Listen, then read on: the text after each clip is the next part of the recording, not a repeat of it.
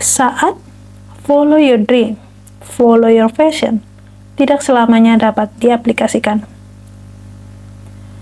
Quote, follow your dream, follow your passion, tidak dapat diaplikasikan jika kamu takut gagal. Kamu tahu setiap minat, setiap pertanyaan yang kamu miliki, memberimu kesempatan untuk mencobanya, untuk eksekusi. Jika kamu tidak berani mencoba, maka sama saja bohong, bukan? Bisa dikatakan, kamu juga tidak cukup berminat, bukan? Bahkan jika kamu beralasan banyak kendala dan punya banyak batasan.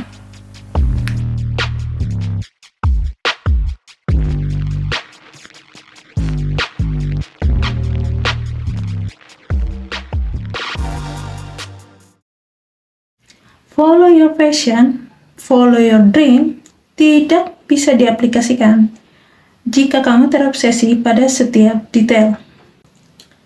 Ya, aku tahu. Kita tidak bisa memberi pelayanan terbaik jika kita tidak memperhatikan detail-detail bisnis kita. Kamu juga setuju, bukan? Namun, sebagai orang yang berpikir divergen, terobsesi pada detail akan membuatmu terjebak dalam overthinking dan sistem yang kompleks. Terus bagaimana dong?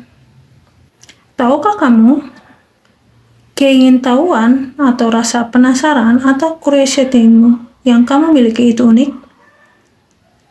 Unik tujuannya, unik polanya, jadi jangan bandingkan dirimu dengan orang lain. Bersyukurlah dengan pertanyaan, jawaban, dan pertumbuhan yang kamu alami. Setiap langkahnya menuju kesuksesan dan semakin mengenal diri sendiri.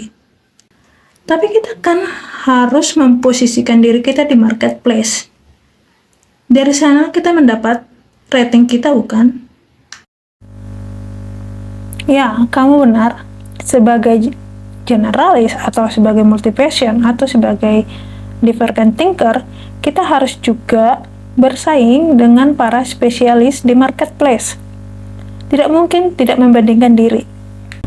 Hal ini, keharusan tampil dan sharing di media sosial dan internet menjadi salah satu cara para generalis atau multi-passion tadi untuk membangun branding. Aku berpikir untuk menyelesaikan banyak hal bersamaan. Karena apa? Karena aku penasaran. Tentu kamu sudah tahu, kan? Divergent thinker selain mesin ide, juga mesin inspirasi. Biasanya inspirasi ini muncul dari pertanyaan mereka. Bagaimana jika, atau what if constraint, dan bagaimana membuatnya atau how to. Nah, saat what if dan how to terlalu banyak, mereka menjadi overstimulasi atau overload inspirasi. Terus gimana dong? Saranku, bagiku pribadi, aku melakukan trik ini. Ambil satu what if plus satu how to.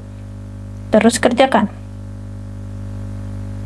Misal, plan 1, 1 what if, 1 how to. Try dan eksekusi. Kemudian lihat hasilnya. Apakah ada kekurangan? Apakah ada yang harus yang diteruskan? Jangan lupa dokumentasikan. Jika ini sudah kamu kerjakan, kemudian kerjakan lagi satu what if yang lain plus satu how to yang lain.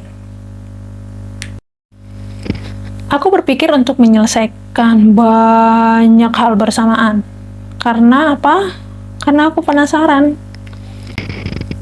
Tapi teman-teman, hati-hati dengan ambisi ini. Aku tahu kamu punya ide, punya keingintahuan, punya urgensi menyelesaikannya.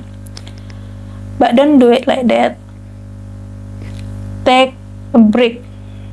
Kita tidak sedang olimpiade. Feel your knowledge.